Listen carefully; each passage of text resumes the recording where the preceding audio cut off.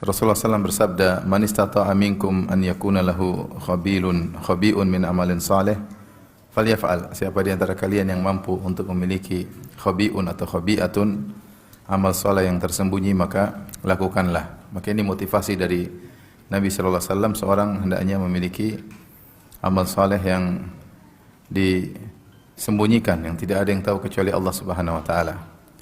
Para salaf dahulu berkata di antara mereka ketika melihat sebagian saudara mereka yang berhasil dalam suatu perkara agama, maka mereka berkata, menurut saya dia tidak berhasil kecuali ada amal soleh yang dia sembunyikan. Tidaklah dia berhasil kecuali ada amal soleh yang dia sembunyikan. Dan ini menunjukkan bahwasanya orang yang melakukan amal soleh secara diam-diam akan ada asarnya, dampaknya ya di dunia sebelum di akhirat. Maka pada kesempatan ini kita akan menyebutkan beberapa keutamaan menyembunyikan amal saleh.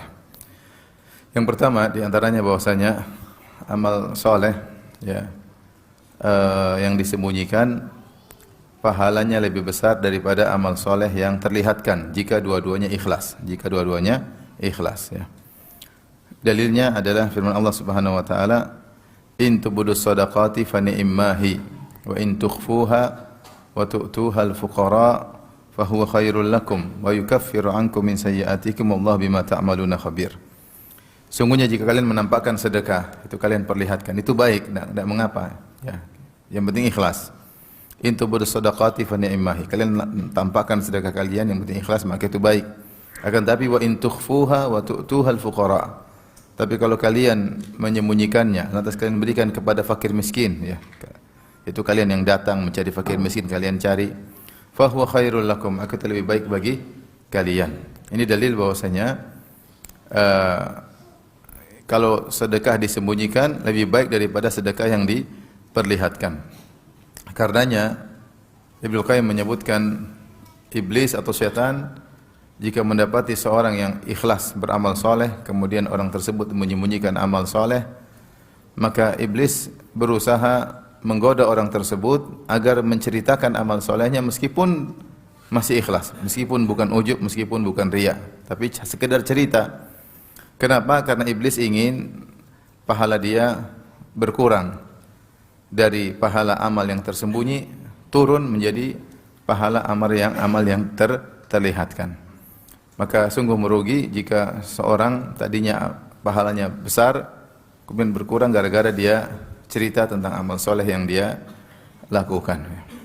Datang dalam sebagian hadis tapi diperselisihkan oleh para ulama, seperti Rasulullah SAW mengatakan, salatul rajuli tatawuan haitsu la yarahun nas, ya, salatnya seorang salat sunnah yang tidak dilihat oleh orang dilipat gandakan 25 kali lipat ya daripada salat sunnah yang dia kerjakan dilihat oleh orang lain.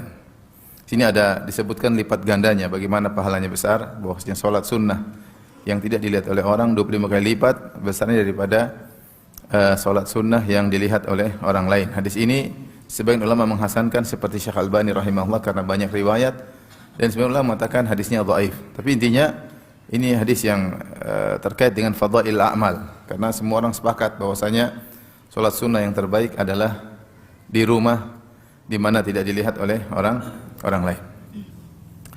Tapi jadi amal saleh yang tersembunyi pahalanya jauh lebih besar daripada amal saleh yang terlihat. Maka seorang berusaha menyembunyikan amal saleh dia agar pahalanya besar. Kemudian juga di antara yang menunjukkan akan hal ini, ketika para ulama bahas tentang hadis tentang puasa, kata Allah Subhanahu wa taala dalam hadis qudsi, "Kullu amali ibni Adam lahu illa as-siyam, fa innahu li wa ana ajzi bihi." Seluruh amalan saleh anak Adam adalah untuknya, kecuali puasa. Puasa adalah untukku dan aku yang akan memberi ganjaran. Perkataan wasiyam li wa ana ajzi bihi. Kalau seluruh amal saleh adalah untuk anak Adam, adapun puasa adalah untukku. Kenapa Allah khususkan dalam hadis qudsi tersebut puasa adalah milikku dan aku yang akan beri ganjaran? Ketika Allah mengatakan aku akan beri ganjaran, berarti ganjaran besar karena Allah tidak sebutkan. Ini antara ciri-ciri amalan yang pahalanya besar, yaitu Allah mengatakan itu pahala urusanku. Ya, Allah tidak sebutkan berapa-berapa, tapi Allah mengatakan ini urusanku. Dan ini banyak seperti firman Allah Subhanahu wa taala tentang orang yang memaafkan, kata Allah, wa jazaa'u sayyi'atin sayyi'atun mithluha faman afa wa aslaha fa ajruhu 'ala Allah. Membalas keburukan boleh dibalas dengan keburukan yang setimpal, boleh, tapi kata Allah, faman afa wa aslaha, siapa yang maafkan dan berbuat perbaikan, fa ajruhu 'ala Allah, maka pahalanya di sisi siapa? Allah. Allah tidak sebut pahalanya apa, tapi Allah mengatakan pahalanya di sisi Allah. Berarti pahala memaafkan itu sangat-sangat besar. Pahala memaafkan sangat-sangat besar. Karena Allah tidak menyebutkan, ini mengatakan itu urusanku. Sama seperti puasa.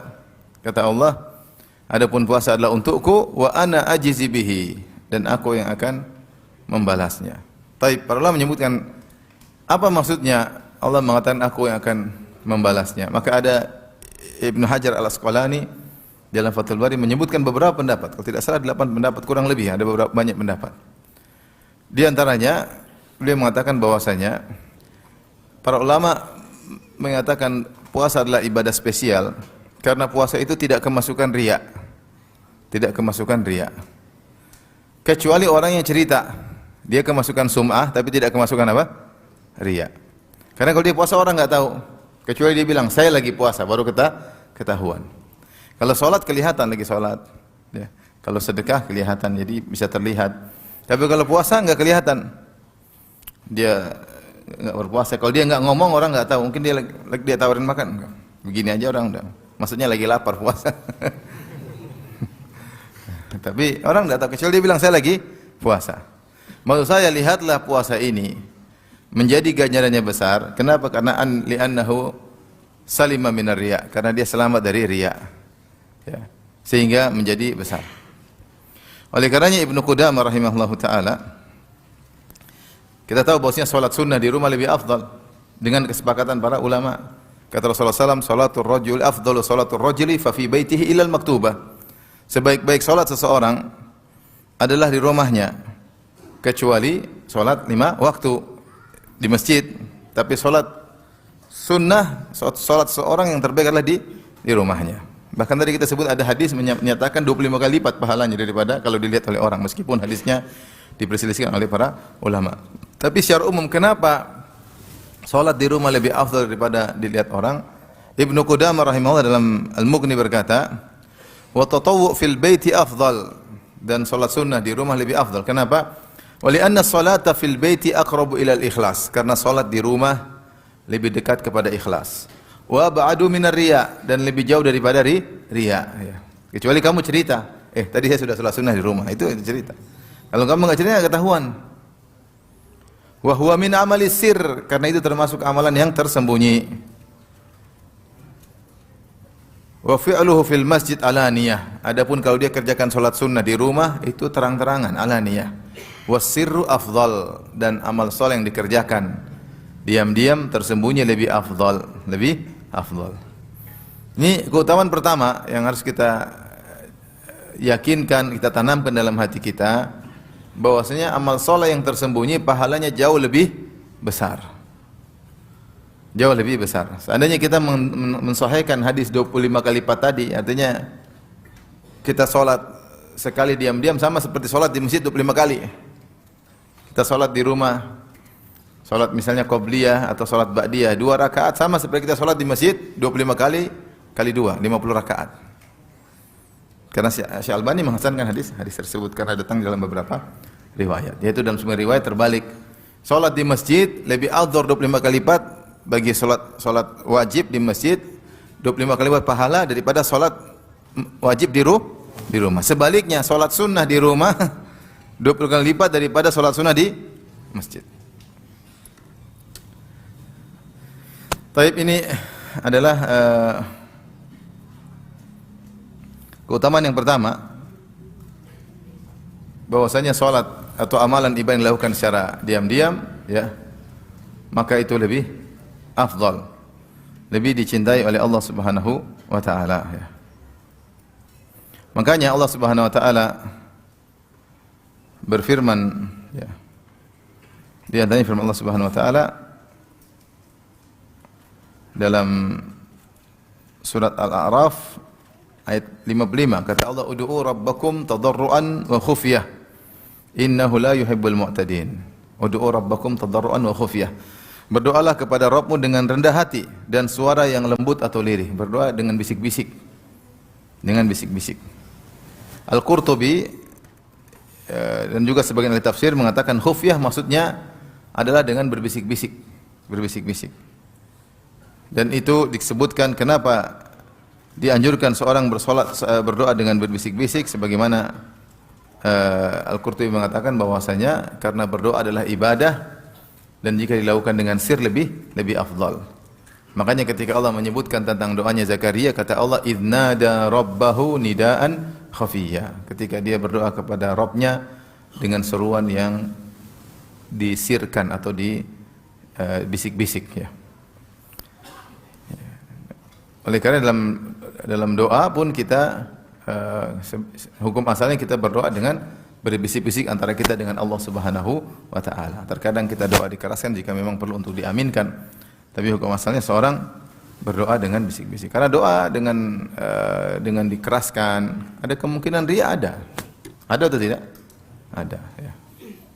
Saya berdoa gini, semoga begini, apalagi di shooting, ya. Lagi pakai baju ihram shooting terus suaranya, itu ada kemungkinan riya, ada. Kita tidak nuduh, cuma kemudian, tapi kalau doa sir, diam-diam dia doain siapapun, orang tidak tahu, dia doain negara, dia doain buat kepala negara, dia doakan buat masyarakat, dia doakan untuk kaum muslimin, dan dia diam-diam mendoakannya, maka ini lebih selamat dari riya. Tapi keutamaan yang kedua, bahwasanya siapa yang beramal dengan amal sir, dengan amalan yang disembunyikan, maka selain dia dapat pahala, dia juga diampuni dosa-dosa. Dapat bonus, dapat pahala, diampuni apa? Dosa. Beda dapat pahala saja tanpa diampuni dosa, beda. Ini dapat pahala plus diampuni apa? Dosa.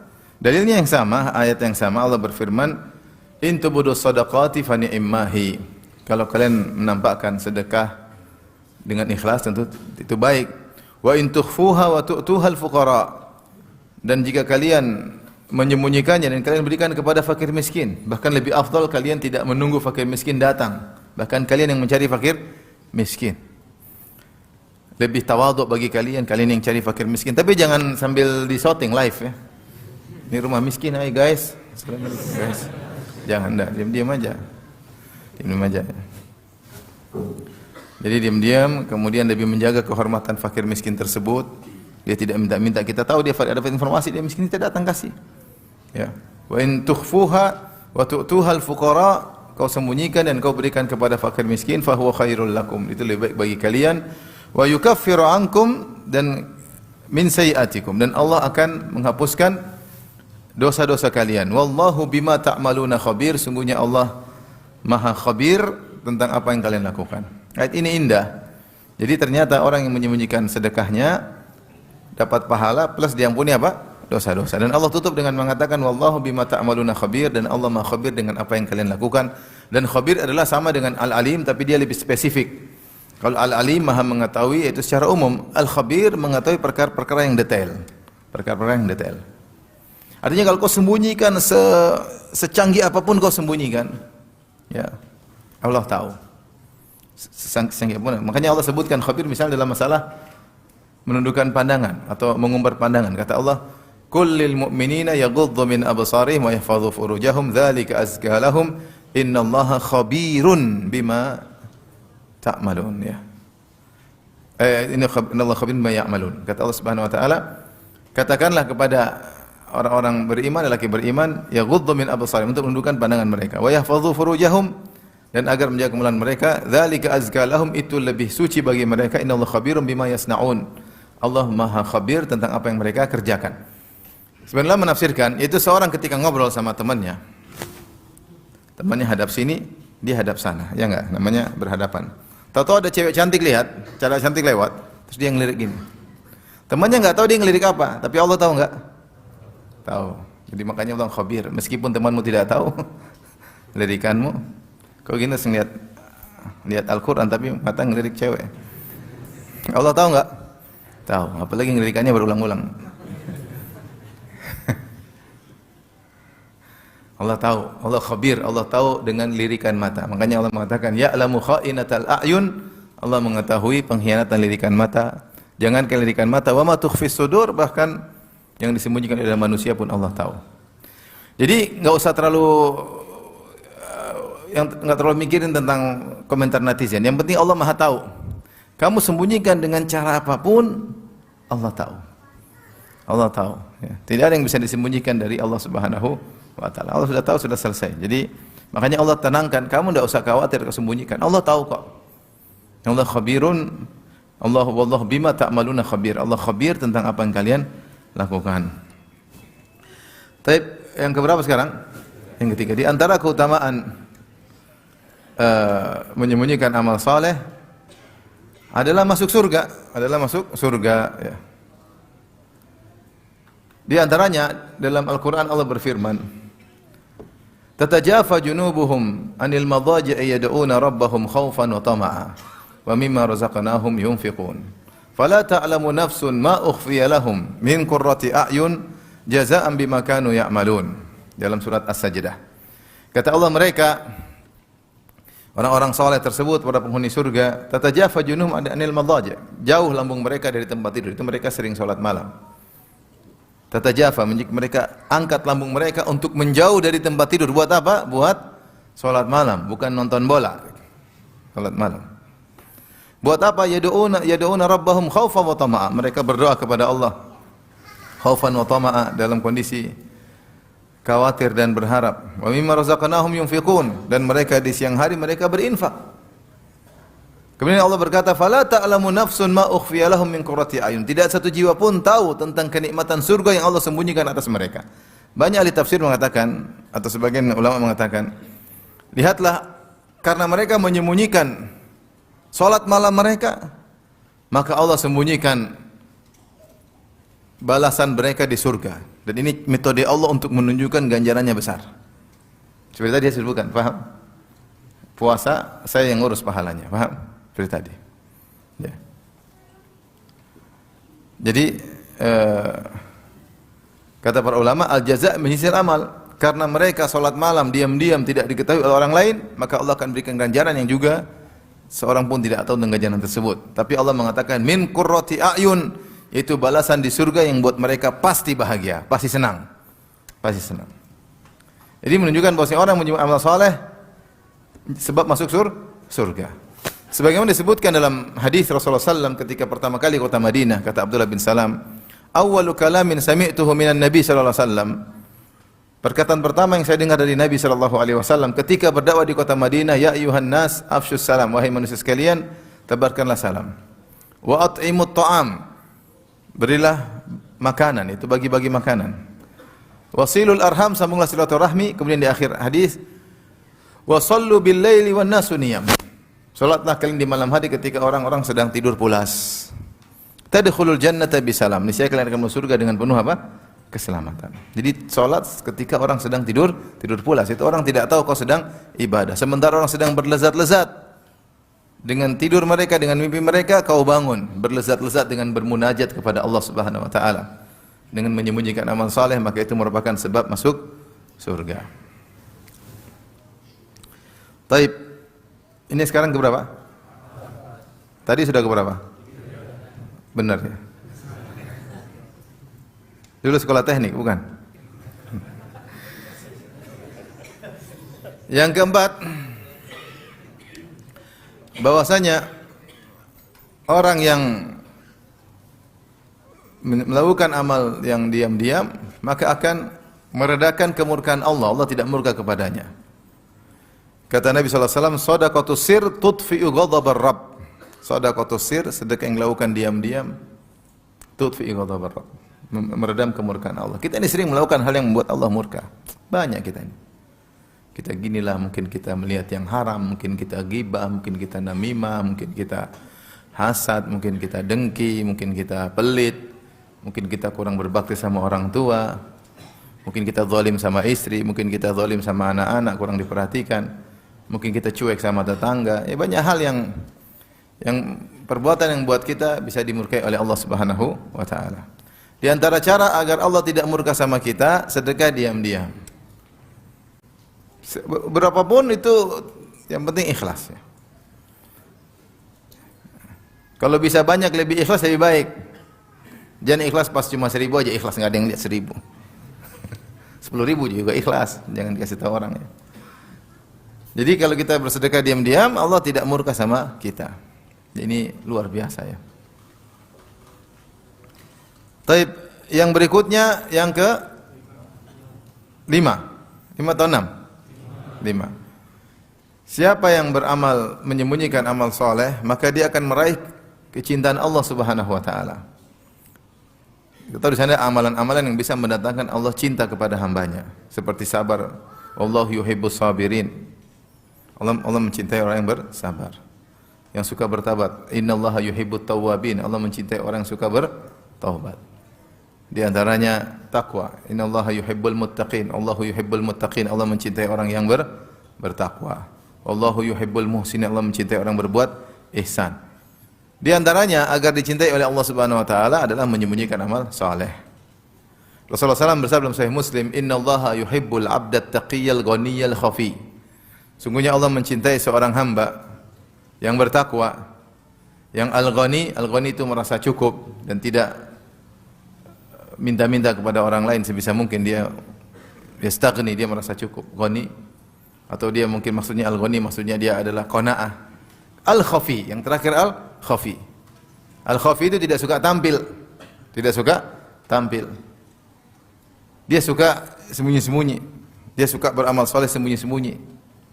Bukan baru amal soleh sedikit, pengin dia yang berbicara, dia yang maju di depan. Kalau ustaz ya qadarullah, harus maju di depan. Ya. Itu pun kita tahu ada sebagian ulama, yang tidak mau tampil sampai sekarang.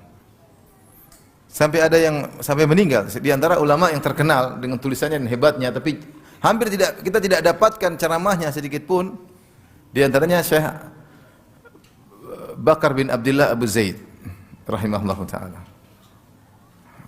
Alim kabir, sudah meninggal rahimahullah. Hampir tidak ada ceramahnya, enggak ada. Dia suka nulis, tidak suka tampil ya. Di antaranya zaman sekarang yang terkenal juga berilmu namun hampir tidak kita dapatkan ceramahnya di YouTube seperti Syekh Abdul Qadir Alawi Saqqaf yang disebut dari Habaib ya. Di Saudi ada namanya seorang Habib Salafi ya, namanya Syekh Abdul Qadir Alawi Saqqaf. Bukunya banyak, dia punya situs Ad-Durar Saniyah. Dan tulisannya banyak sekali, tulisannya bagus-bagus semua. Kita para dai sering mengambil faedah dari tulisan beliau. Buku-bukunya bagus-bagus, baik hadis, baik tafsir, bantahan-bantahan, luar biasa. Bantah Syiah, bantah Sufiyah, ya, luar biasa beliau. Tapi nggak ada di YouTube sama sekali, nggak ada. Pernah sebagian muridnya datang, muridnya ceramah, saya bilang Syekh enggak. Murid-muridnya ceramah, dia enggak. Tapi intinya di antara ya kalau dai ya memang apa harus tampil ya. Mau tidak mau, tinggal dia menjaga hati. Tapi sebisa mungkin seorang tidak tampil dalam amalan soleh, maka lakukanlah. Karena semakin kita menyembunyikan amal soleh, berarti semakin dicintai oleh Allah Subhanahu wa taala. Karena semakin nampak dia tidak beramal kecuali karena siapa? Allah. Adapun kalau dia memperlihatkan amal solehnya, ada kemungkinan dia itu riya, ada kemungkinan kita enggak tuduh. Makanya semakin seorang cinta untuk menyembunyikan amal soleh yang tahu hanya Allah, maka Allah semakin mencintainya. Innallaha yuhibbul 'abda at-taqiyyal ghaniyal khafi. Allah mencintai seorang hamba yang bertakwa, yang qanaah, al-khafi, yang menyembunyikan amal solehnya. Maka belajar seorang untuk tidak suka tampil. Ya. Jangan sedikit-sedikit ingin diketahui amal solehnya. Sedikit-sedikit publish, sedikit-sedikit posting. Dulu orang kalau mau riya susah. Sekarang mau riya gampang. Iya enggak? Tinggal bikin ini, viralin sudah riya. Satu dunia puji dia. Kita hidup di zaman sekarang, subhanallah, sarana untuk riya sangat mudah. Sarana untuk viral sangat mudah. Tim-tim pencitraan juga sangat mudah. Akhirnya orang terbiasa untuk memamerkan amal solehnya, apapun dia pamerkan. Lagi berbakti sama orang tua, nih lagi nemani ibu, begini. Betapa besar jasanya kepada aku misalnya. Ya, mungkin dia maksudnya adalah memberi contoh, tapi rawan.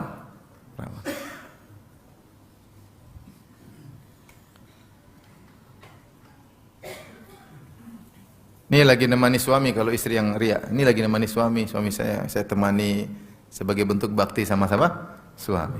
Was ngomel tidak dipublish. Waktu maksa-maksa minta belikan kalung nggak dipublish. Maksa-maksa minta uang untuk ke salon tidak dipublish. Cuma suapin suami, publish, cuma nyuapin doang. Jadi sarana untuk pamer itu banyak. Terus urusan riak enggak riak, tapi pamer amal soleh itu luar biasa sekarang. Luar biasa.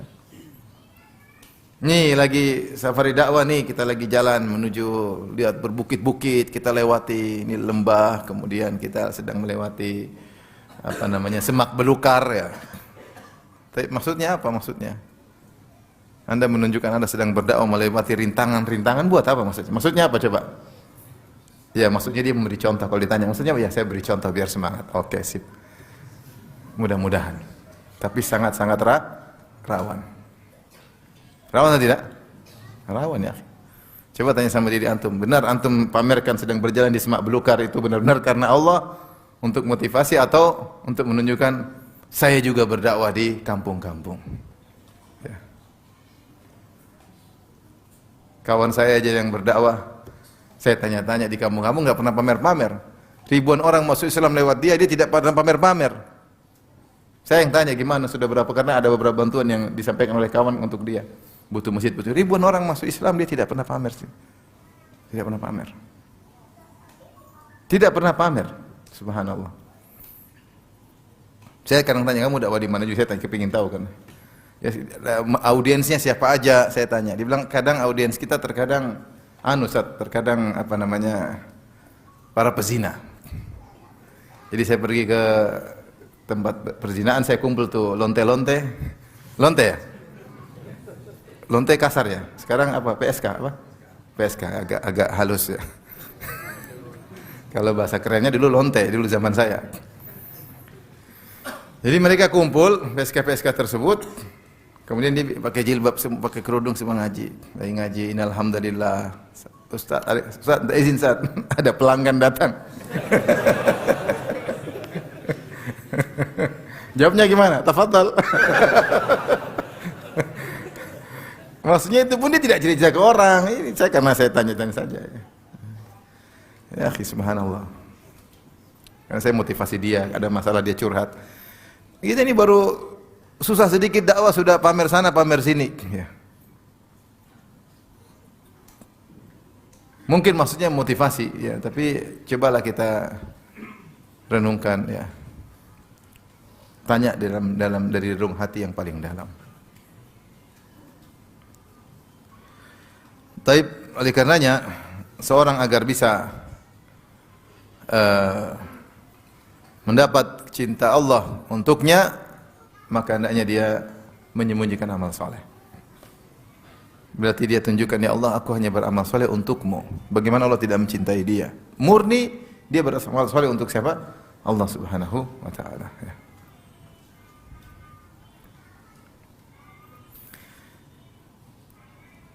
Bahkan kalau antum misalnya, antum bangun malam misalnya, jam 3 antum sholat malam. Tidak usah antum buka WA, nanti orang lain tahu. Status terakhir dilihat jam 3, Masya Allah. Atau bikin status jam 3 malam. Ngapain bikin status jam 3 malam? Maksudnya apa? Maksudnya apa bikin status jam 3 malam? Habis mimpi buruk atau gimana?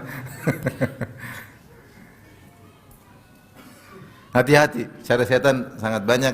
Kalau kita enggak terjerumus dalam riya, maka pahala kita berkurang. Pahala kita berkurang.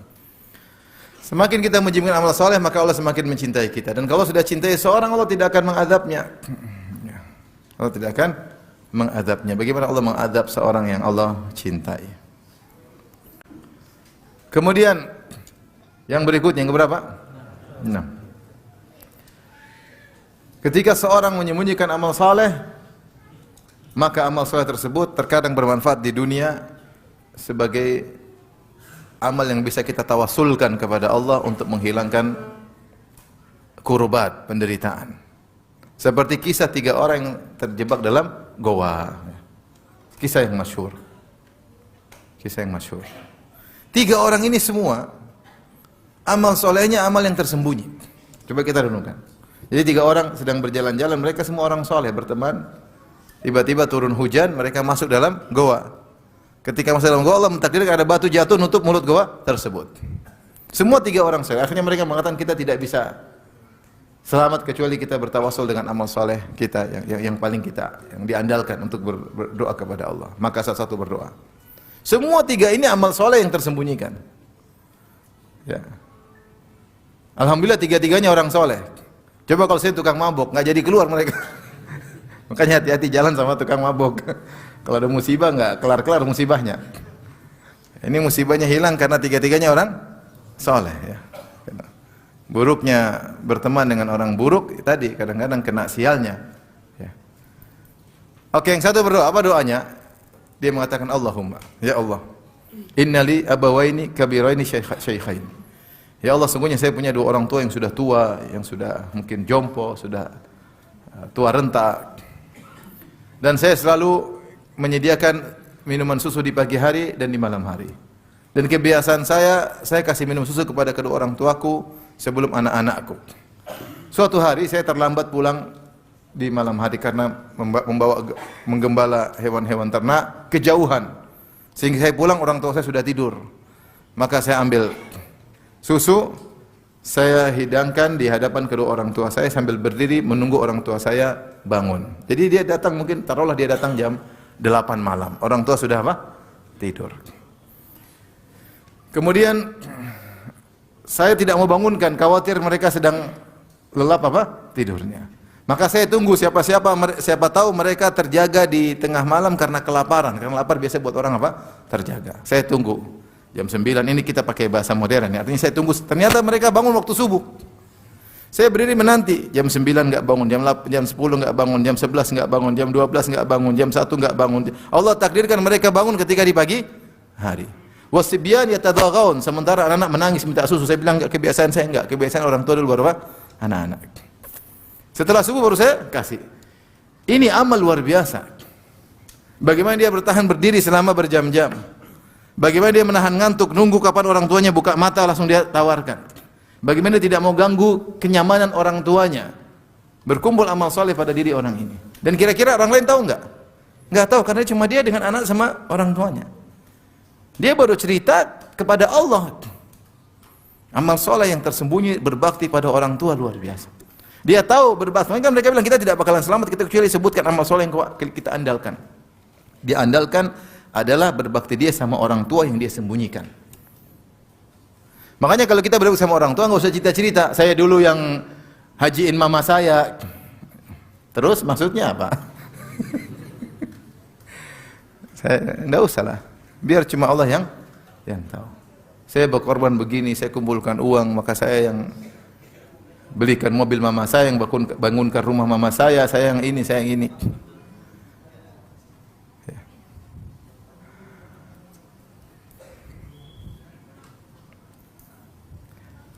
Jadi ketika dia memikirkan amal soleh apa yang paling diandalkan, terpikir bagi dia adalah berbakti sama orang tua. Yang menakjubkan, dia tidak pernah cerita sama orang. Maka dia sampaikan kepada Allah pada saat itu.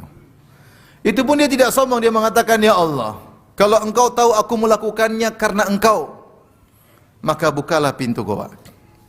Itu pun dia masih bilang, jika engkau tahu aku melakukannya karena engkau. Itu kalau dia belum tahu juga saya ikhlas atau tidak. Sudah melakukan amal yang hebat, dia sembunyikan, dia pun tidak pede. Dia masih mengatakan, ya Allah, jika memang aku melakukannya karena engkau, maka bukalah pintu goa. Maka bergeserlah batu, tapi belum kebuka seluruhnya. Mereka sudah bisa lihat cahaya. Tadinya benar-benar tertutup rapat, gelap sama sekali. Yang kedua berdoa. Ini juga luar biasa.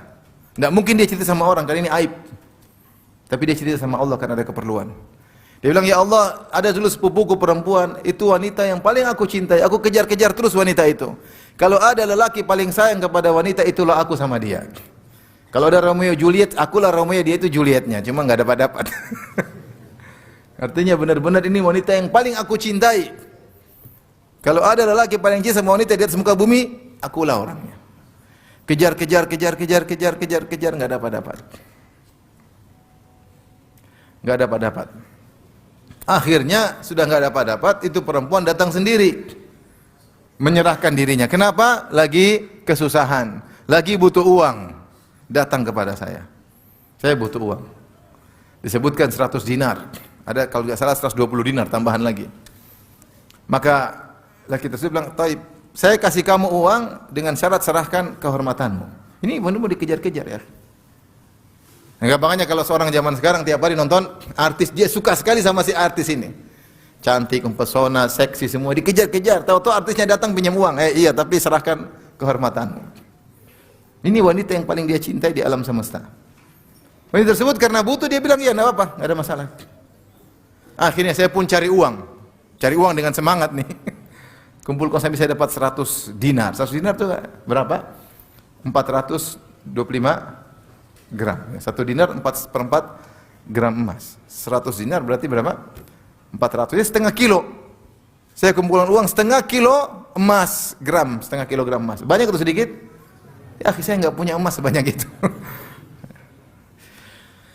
Dapat emas segitu dia kasih, perempuannya pasrah. Ketika dia sudah duduk di depan wanita tersebut, siap melakukan apa yang dilakukan seorang suami kepada istrinya, tiba-tiba wanita tersebut berkata, "Ya Abdullah, ittaqillah, wahai hamba Allah, bertakwalah kepada Allah. Wala tafudal khatam illa bihaqqi." Jangan kau memecahkan kemaluan seorang wanita kecuali dengan haknya. Maka saya pun tinggalkan dia karena takut kepada Engkau ya Allah. Ini kira-kira dia cerita sama orang enggak? Enggak lah, ini hal memalukan. Ini amal soleh luar biasa. Itu amal soleh apa? Meninggalkan kelezatan di puncak kelezatan karena Allah. Ya akhi, orang kalau sudah berhasrat, gampangannya kalau kemaluannya sudah ereksi, dia mungkin sudah tidak mikir apa lagi. Yang penting bagaimana dia bisa melampiaskan apa? Syahwat. Betapa banyak orang kalau sudah tegangan tinggi sudah selesai. Orang bilang kalau lelaki sudah berhasrat, sudah bersyahwat, 2/3 akalnya hilang. Saya bilang bukan 2/3, seluruh akalnya hilang. Mau dunia gempa dia tidak peduli. Yang penting dia melampiaskan apa? Syahwatnya. Dia lupa dengan istrinya, dia lupa dengan anaknya, dia lupa dengan sholat malamnya, dia lupa dengan hajinya, dia lupa dengan umrohnya. Pokoknya ini wanita di depan mata, saya harus lampiaskan syahwat saya. Ibarat seorang sudah lapar di puncak lapar, ada makanan haram yang dia makan. Tetapi laki ini luar biasa. Ini bukan sembarang. Kadang sebagian orang, apalagi ini wanita yang buat penasaran. Kalau tidak penasaran selesai cerita. Ada kawan, masya Allah, dia nikah sama mungkin selebriti atau selegram atau sele-sele yang lainnya. Terus dia bilang sama saya, "Ustaz, kalau sudah nikah biasa-biasa aja ya." Maksudnya ekspektasi tidak sesuai dengan apa? Ekspektasi. Ketika sudah merasakan biasa-biasa. Ini enggak, ini masih penasaran. Maksud saya betapa besar ujian lagi ini. Ini kan yang dikejar-kejar, dia belum rasa. Dia sudah berhasrat, sudah tegang, sudah selesai, ini wanita pasrah. Mungkin otaknya sudah kayak apa, nggak tahu. Di puncak-puncak keberhasilan, gampangannya. Tahu-tahu wanita tersebut berkata, "Ittaqillah." Satu kata aja buat dia takut. Bertakwalah kepada Allah. Waduh, selesai. Bismillah, pergi. Dia bilang, "Ya Allah, kalau saya tinggalkan dia karena takut kepadamu, karena ikhlas, bukalah pintu goa." Ini orang kira-kira sembunyi amal solehnya enggak? Enggak mungkin dia cerita ke orang. Ini hal memalukan. Ternyata pintu gua terbuka. Luar biasa amal solehnya. Takut karena Allah. Sebagian orang cerita, saya waktu itu ditawarin khamar, tapi saya takut Allah, saya tinggalkan khamar tersebut." Oke. Itu mungkin dia jujur, tapi bisa jadi riya, bisa jadi itu enggak.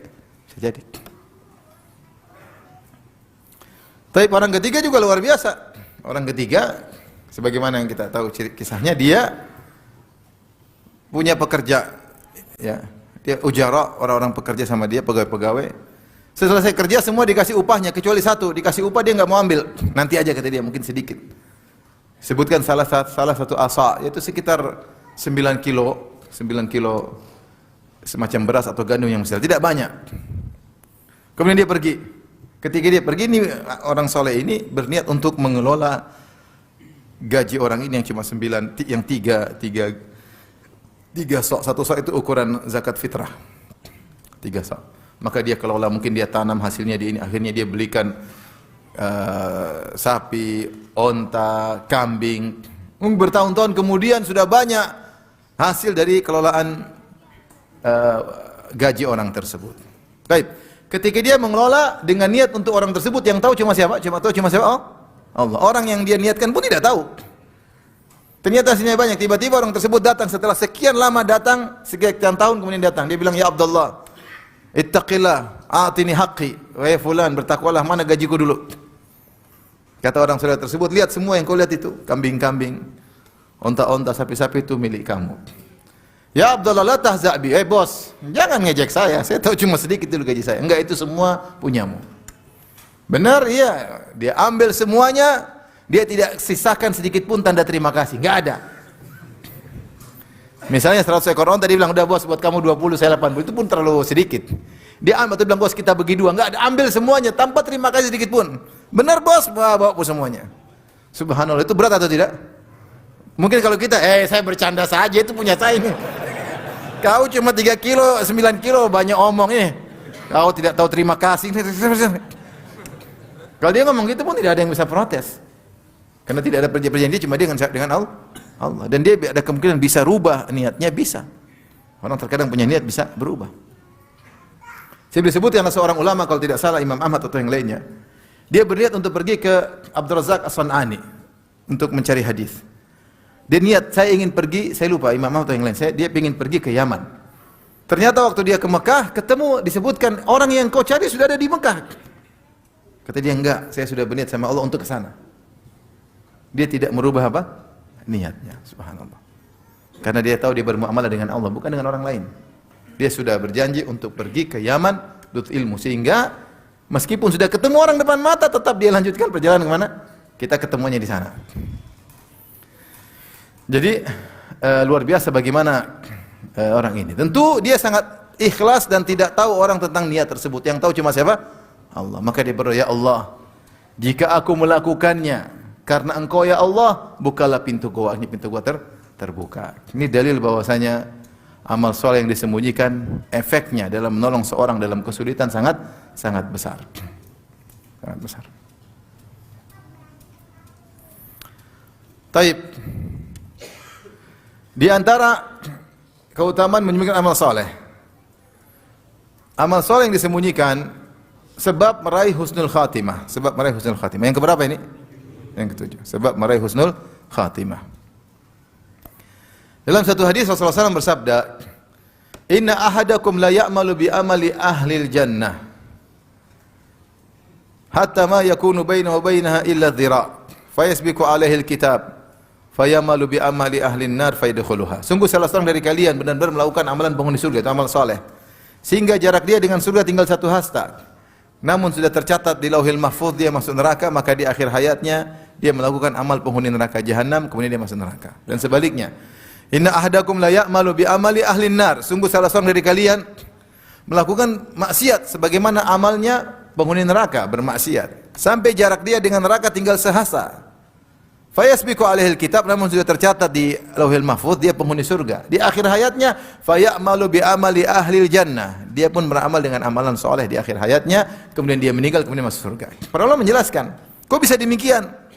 Tadinya beramal soleh, tiba-tiba berubah jadi penghuni beramal maksiat. Karena ternyata ada penyakit dalam hatinya yang dia sembunyikan. Ternyata ada maksiat sembunyi-sembunyi. Gampangnya gitu. Ada maksiat apa? Sembunyi-sembunyi. Sayyi'atus sir kalau kita bilang. Sayyi'atus sir. Satu amal sir, satu sayyi'atus sir. Ada amal maksiat sembunyi-sembunyi. Maka dalam hadis yang lain menjelaskan tentang hadis ini, kata Nabi sallallahu alaihi wasallam, "Inna ahadakum la ya'malu bi amali ahlil jannah fima yabdu linnas wa huwa min ahlin nar." sungguh salah seorang dari kalian benar-benar melakukan amalan penghuni surga menurut pandangan manusia. Ternyata dia masuk neraka. Artinya menurut pandangan manusia baik, ternyata ada maksiat sir. Maksiat yang dia sembunyikan sembunyi-sembunyi, entah dalam hatinya atau maksiat diam-diam. Itu menyebabkan dia berubah ketika di akhir hayatnya. Akhirnya tampaklah dia melakukan amalan penghuni neraka. Tadinya dia maksiat sembunyi-sembunyi. Lama-lama maksiat yang sembunyi-sembunyi membuat dia terpengaruh, di akhir hayatnya dia bermaksiat terang-terangan, hanya meninggal masuk neraka. Sebaliknya, ada orang lihat dia melakukan amalan penghuni neraka, mungkin dia minum khamar, mungkin ini, tapi ternyata dia punya amal yang sir. Entah keikhlasan, entah tawadhu, entah sedekah dia yang sembunyikan, entah menyambung silaturahmi yang dia ikhlas, orang tidak tahu. Sebab amal sirnya ini membuat dia di akhir hayat berubah, sehingga dia melakukan amalan penghuni surga, kemudian mati masuk surga. Oleh karenanya, amal sir, amal saleh yang disembunyikan, dilakukan diam-diam, ini sebab seorang meraih husnul khatimah.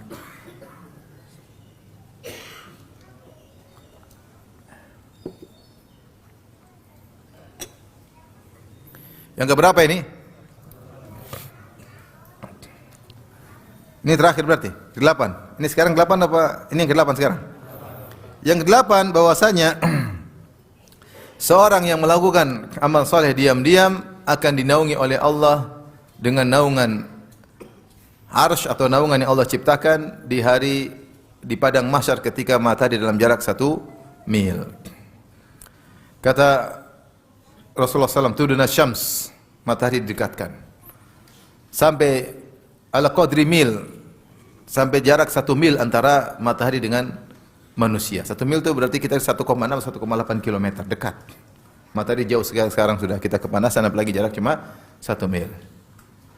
Fayakunun nasu fil araq ala qadri a'malihim, maka manusia ketika itu terkait dengan keringat mereka sesuai dengan kadar amal mereka. Ya, faminhum man yakunul araq ila ka'baihi, di antara mereka ada yang keringatnya sampai kedua mata kakinya, dan di antaranya ila haqawaihi, sampai di pinggangnya, dan di antaranya man yuljimuhul araqu iljaman, ada sampai keringatnya sampai di mulut. Jadi matahari ketika sangat panas, dan panas bertambah dari sebagian ulama mengatakan dari 3 sisi. Pertama, matahari jarak 1 mil. Yang kedua, waji'a yauma idzin bi jahannam, pada hari tersebut neraka jahanam dihadirkan, sehingga orang lihat neraka kan panas. Kalau dihadirkan, dihadirkan, tambah panas enggak? Tambah panas, membuat semakin panas. Kemudian jarak manusia yang berdempet-dempetan, mereka tidak ada duduk, tidak ada berbaring, mereka semua berdiri. Sehingga dempet-dempetan membuat keringat semakin panas, sehingga keringat mereka bercucuran.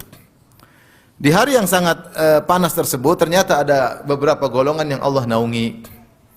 Di antaranya adalah seorang yang menyembunyikan sedekahnya. Yang Rasulullah bersabda, rajulun tasaddaqa bi yaminihi fa akhfaha. Seorang yang bersedekah dengan tangan kanannya, kemudian dia sembunyikan. Hatta la ta'lama shimaluhu ma tunfiqu yaminuhu.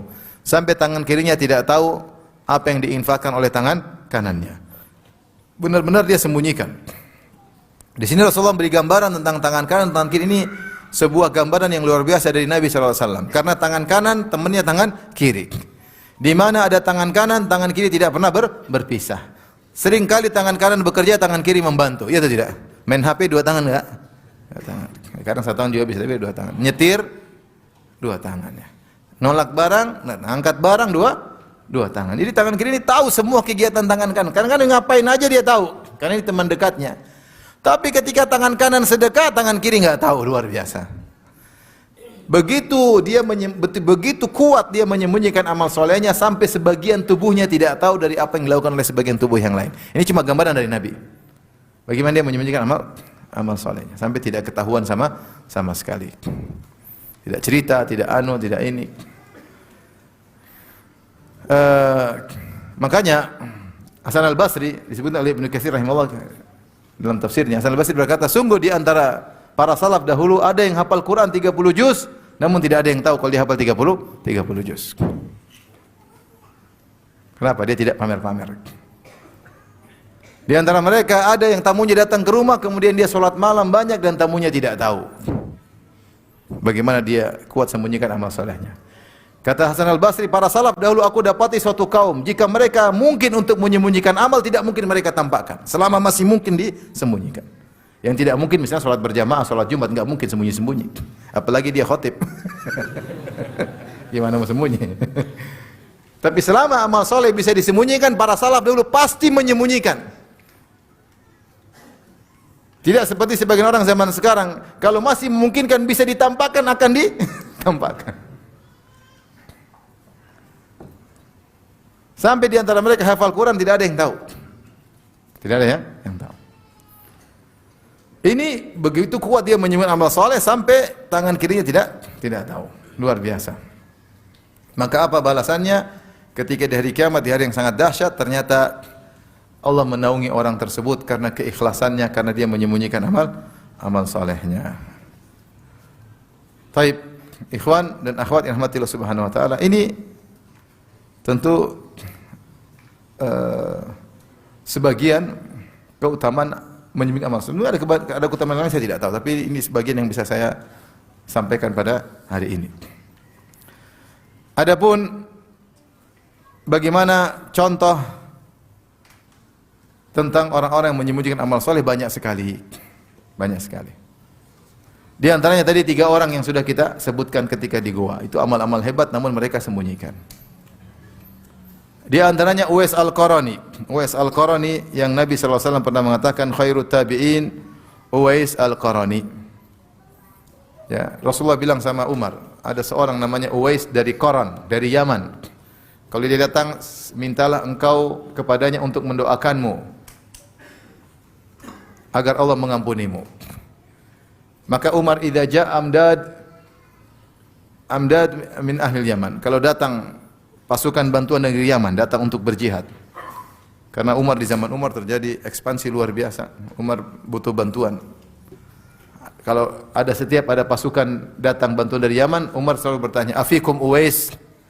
Ada enggak orang namanya Uwais? Enggak ada. Umar tunggu lagi rombongan berikutnya. "Afikum Uwais?" Ada enggak orang namanya Uwais? Sampai akhirnya ketemu. Datang seorang namanya Uwais. Akhirnya ketemu, Umar bertanya, "Engkau Uwais bin Amir?" "Engkau Uwais bin Amir?" Kata Uwais, "Iya." "Engkau min Murad, dari kabilah Murad?" Kata dia, "Iya, Amirul Mukminin." "Engkau dari Qaran?"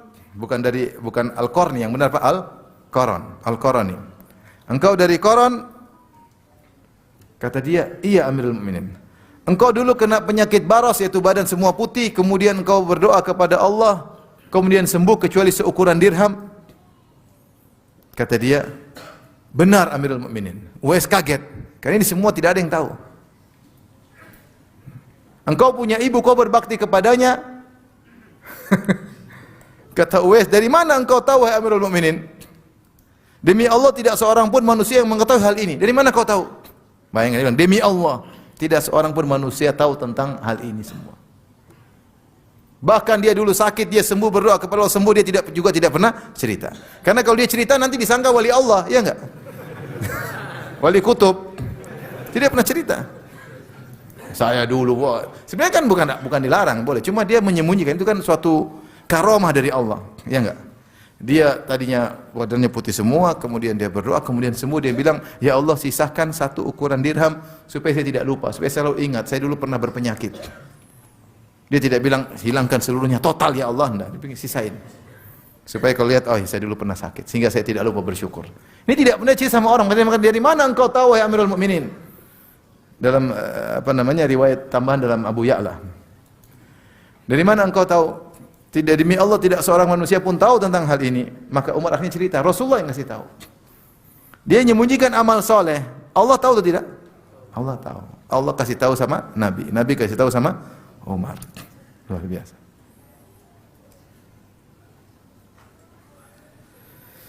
Bahkan orang ini setelah itu dia bilang, ya Rasulullah bilang, kalau bertemu dengan kamu saya minta agar kamu doakan saya agar Allah ampuni saya. Kata Uwais, ya Amirul Mukminin, engkau yang lebih utama untuk berdoa, engkau sahabat Nabi, saya siapa? Bayangkan, masih saya tidak ujub. Oh begitu kah? Kalau kita gitu. Oh, sahabat masih kalah sama saya nih. Dia bilang, dia subhanallah tidak ujub sama sekali. Dia bilang, engkau sahabat Rasulullah. Kemudian Amir berkata, kau tidak kemana? Saya ingin ke Kufah, kata Uwais. Taib, saya kasih memo sama pegawai saya di sana. Kata dia, enggak perlu. Saya ingin seperti orang-orang biasa aja. Luar biasa. Oh, kebetulan. Ini petunjuk dari Allah. Kalau gitu. Jadi memang beda jauh para ulama dengan kita. Jadi maksud saya bagaimana dia sembunyikan amal solehnya, dan ini bukti bahwasanya meskipun kau sembunyikan amal soleh kau simpan dengan sembunyi, benar-benar sembunyi, Allah tetap tahu. Kau sembunyikan, Allah tetap tahu.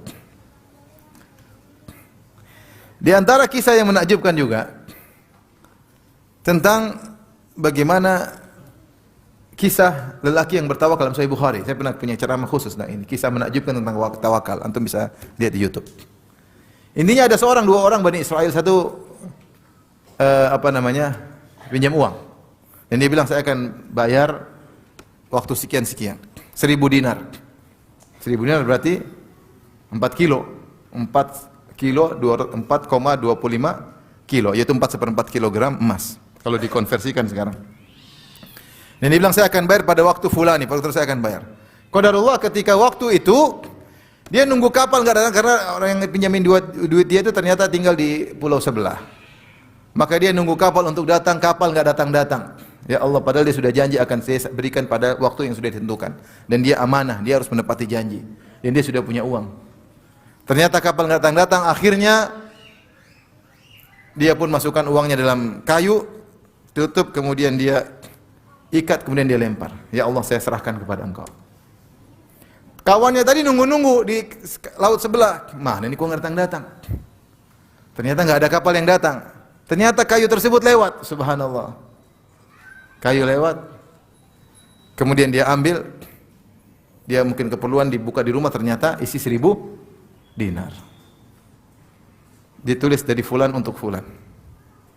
Ada memo. Yang menakjubkan bukan di sini. Ini menakjubkan enggak? Ya, kita lempar uang hilang udah. Dimakan sama ikan hiu. Ini bagaimana kayu bisa sampai, luar biasa ya. Siapa yang memiliki laut? Allah Subhanahu wa taala. Siapa yang menguasai ombak? Allah. Allah bisa bawa itu kayu menuju orang tersebut. Di waktu yang tepat, pas orang itu ada, datang kayu tersebut. Selamat uang tersebut 1.000 dinar, 4/4 kilogram emas. Luar biasa. Akhirnya orang ini dia tidak hanya bersandar kepada itu, dia harus tetap berusaha. Akhirnya dia bawa uang lagi 1.000 dinar, kapal datang. Tadi menakjubkan enggak? Ada yang lebih menakjubkan daripada itu. Akhirnya dia dapat uang lagi 1.000 dinar, akhirnya dia dapat kapal, tapi terlambat. Dia datang, dapat kapal, kemudian dia datang ke kawannya tersebut. Terus dia minta uzur. Dia berkata, wallahi ma ziltu jahidan fi talabi markabin li atiyaka fama wajadtu markaban qabla alladhi ataitu fihi. Kata dia, wahai sahabatku, qadarullah, saya sudah bersungguh-sungguh untuk cari kapal yang bisa mengantarkan aku kepadamu. Saya tidak dapat kapal kecuali kapal ini, kapal yang pertama yang saya dapati. Jadi saya terlambat bayar utang. Kawannya tadi berkata, kan sudah ada uang dia dapat. Dia juga jujur, dia tidak diam-diam. Lumayan 4 kilogram emas, banyak atau sedikit? Banyak ya. Kalau bisa nikah bisa langsung 4 perempuan. 4 kilo ya, banyak sekali. Saya aja baru hadiri pernikahan, baru ada yang maharnya baru sekitar sekilo ya. Mana ada mahar nikah sekilo ya. Ini uang banyak sekali, 4 kilo. Taib. Akhirnya orang ini berkata, akunta ba'atha ilayya syai'an, wahai fulan, bukankah kau pernah ngirim sesuatu padaku? Subhanallah. Dia enggak bilang enggak. Kalau dia bilang iya, ya sudah selesai. Kalau dia bilang iya, luar biasa, kok bisa sampai ya? Mungkin begitu ya. Tapi dia enggak bilang iya. Dia bilang, qala ukhbiruka anni lam ajid markaban qabla alladhi ji'tu fihi. Kan saya sudah bilang, saya tidak dapat kapal kecuali ini, kapal ini. Dia menyembunyikan, subhanallah. Dia menyembunyikan kewaliannya. Luar biasa. Ini saatnya kan dia, oh sampai, luar biasa. Sekarang kau tahu siapa saya. Ini kan karomah ini, karomah bagaimana dia sampai. Dia nutupi. Dia bilang, saya kan bilang, saya baru dapat kapal sekarang. Orang ini langsung ngaku, dia bilang, fa inna Allah qad adda anka. Ya sudah, Allah sudah bayarkan engkau. Ya, fansarif, pergilah engkau, tidak usah bayar lagi. Dia pergi gitu saja, subhanallah. Saya bilang yang pertama menakjubkan, lebih menakjubkan lagi. Bagaimana dia tidak bongkar tentang hal tersebut. Menyembunyikan amal saleh. Demikian juga yang dilakukan oleh para salaf juga banyak ya. Kalau kita lihat contoh mereka banyak sekali bagaimana mereka berusaha menyembunyikan amal saleh. Di antaranya disebutkan Umar bin Khattab radhiyallahu taala anhu ya. Umar bin Khattab radhiyallahu taala anhu ya. Dia keluar di malam hari, kemudian dia pergi ke sebuah rumah, ke rumah ini, tiba-tiba dilihat oleh Talha. Umar lagi keluar nih, ternyata masuk ke satu rumah. Kemudian Umar pergi ke rumah yang lainnya. Tatkala pagi hari Talha penasaran, kepo, ingin tahu kenapa Umar ke rumah-rumah itu. Maka beliau Talha radhiyallahu anhu pun pergi ke rumah tersebut. Tiba-tiba di rumah tersebut ada orang tua yang buta, yang sudah tidak bisa berdiri lagi, cuma di tempat duduk. Tua buta, dia tidak tahu orang ini buta. Kemudian Talha bertanya, wahai ibu, nenek tua, kenapa laki-laki datang kepada engkau? Kata dia, itu laki-laki, ya ta'ahad ini mintu kada, sudah lama dia perhatian saya, memenuhi keperluan saya sejak sekian lama. Dia membawakan kepadaku perkara-perkara tentang kebutuhanku. Ya, dan dia mengeluarkan kotoran dariku yang ada mengganggu di rumah, kotoran apa dia bersihkan. Subhanallah. Ini ibu tidak tahu kalau itu Umar bin Khattab karena dia buta. Dan Umar pun tidak pernah cerita kepada orang lain. Qadarullah Talha lihat dia. Akhirnya Talha berkata, "Sakilatka ummuka ya Talha? A'atharatu Umari tatatabba?" Wahai engkau wahai Talha, dia bilang sama diri, celaka engkau wahai Talha. Kau ingin cari-cari kesalahan Umar? Sehingga kepo-kepo. Subhanallah. Lihat bagaimana Umar membantu seorang yang tua, buta, tidak tahu kalau dia Umar. Kemudian dia bantu beberapa rumah, ada kotoran dikeluarkan di malam hari, tidak ada yang tahu. Kemudian juga seperti Ali Zainal Abidin. Ya. Yaitu Ali ibn Husain bin Ali bin Abi Thalib, dikenal dengan Zainul Abidin. Beliau setiap malam membawa gandum di karung, kemudian beliau pikul, beliau berikan kepada rumah-rumah fakir miskin, rumah-rumah anak yatim, ya. Tanpa ada pembantu yang beliau minta tolong, karena ingin menyembunyikan amal solehnya. Terus itu bertahun-tahun beliau bantu. Akhirnya baru ketahuan ketika beliau meninggal. Ketika beliau meninggal enggak ada lagi karung-karung makanan yang datang kepada rumah-rumah tersebut. Ketika meninggal didapati di punggung dia ada bekas hitam karena beliau sering pikul apa? Sendiri. Maksud saya, lihatlah bagaimana dia ingin ikhlas sampai pembantu budaknya pun tidak dia suruh untuk ngangkat apa? Karung. Dia ingin ngangkat sendiri. Dan dia tidak pernah cerita sama siapapun. Ketahuan setelah dia meninggal dunia. Disebutkan Ayub As-Sikhtiyani rahimahullahu taala. Kalau salat malam panjang, tapi beliau kebiasaan sebelum subuh beliau tidur, pura-pura tidur. Ketika adzan dikumandangkan baru beliau mengatakan tidur sangat lezat, tidur sangat enak. Orang yang melihat dia menyangka dia tidak tidur, tidak salat malam. Padahal dia salat malam yang panjang. Dia tidak ingin menunjukkan bahwasanya dia salat malam, maka dia berlakon, bersandiwara di pagi hari seakan-akan dia tidur pula. Saya bilang tidur semalam enak. Memang dia tidak bohong. Karena memang tadi malam dia tidur, tapi ternyata dia bangun apa? Bangun malam. Lihatlah Abdullah ibn al-Mubarak rahimahullah. Ketika dalam satu peperangan ada seorang musuh yang hebat, dia tantang siapa yang berduel denganku. Man yubaris, siapa yang berduel denganku. Ada pasukan Islam Muslim datang, mati. Pasukan Muslim datang, mati. Kalah terus sampai 3. Akhirnya ada satu orang tutup wajahnya, maju, dia mati. Ternyata Abdullah bin Mubarak. Orang ramai datang, dikejar, ada seorang yang kejar dia, kemudian ditarik, kebuka. Ternyata Abdullah bin Mubarak. Tidak ingin diketahui kalau dia jagoan. Bukan kemudian masuk di Facebook. Lagi naik kuda bawa alat panah. Mau ngapa? Latihan doang. Ini jagoan. Tidak ingin diketahui siapa sang jagoan.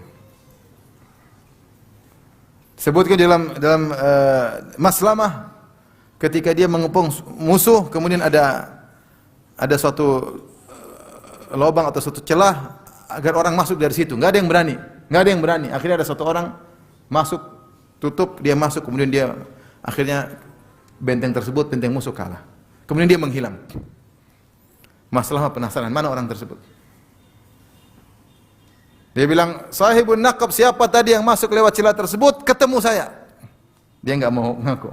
Saya berazam agar dia datang. Akhirnya orang ini terpaksa datang karena dipanggil oleh sang penguasa dan mereka taat kepada penguasa. Tapi tetap dia menyembunyikan dirinya dan bilang tidak boleh orang tahu siapa dia. Jadi kalau kita baca kisah-kisah bagaimana para salaf dahulu menyembunyikan amal saleh mereka sangat luar biasa. Ya. Di antara saya bicara zaman sekarang ini, di antara orang yang saya agak bertemu dengan beliau sering, Syekh Abdul Razak. Syekh Abdul Razak, hafizahullah taala. Tidak pernah dia cerita amal solehnya sedikit pun, tidak pernah. Padahal saya sering safar sama beliau, sering ngobrol sama beliau, tidak pernah cerita-cerita. Kadang saya dengar dari orang, Syekh dulu begini. Cerita orang lain, bukan Syekh. Bukan Syekh. Ya. Oleh karenanya, seorang berusaha menyembunyikan amal solehnya agar pahalanya berlipat-lipat ganda. Hati-hati dengan fitnah zaman sekarang untuk memamerkan amal soleh. Kita tidak menuduh orang riya, tapi untuk nasihat bagi kita diri sendiri. Tidak usahlah kita branding diri kita ini siapa. Kalau kita branding adalah Nabi dan para sahabatnya. Ibnu Mas'ud berkata, ya, man arada an yastanna falyastanna biman qad mat. Siapa yang ingin meneladani, maka teladani orang-orang yang sudah meninggal dunia, sudah jelas. Abu Bakar, Umar. Adapun al-ahya al-hayyun la yu'man alaihil fitnah. Adapun orang yang masih hidup tidak aman fitnah. Ya. Maka tidak perlu kita, kecuali benar mendesak baru kita mungkin contohkan diri kita. Asalnya sebaiknya enggak usah ya. Asalnya kita cerita Nabi dan para sahabat. Cerita Nabi dan para sahabat ya. Jadi tidak perlu personal branding. Kecuali kalau antum artis ya enggak apa-apa karena memang artis kerjanya pingin viral ya kan. Kalau enggak viral selesai ya. Tapi kalau antum orang soleh, antum tidak usahlah ya. Agar amal soleh lebih jelas, lebih ikhlas di hadapan Allah Subhanahu wa taala. Tapi demikian saja kajian kita. Banyak sekali pertanyaan. Apa perlu jawabannya disembunyikan?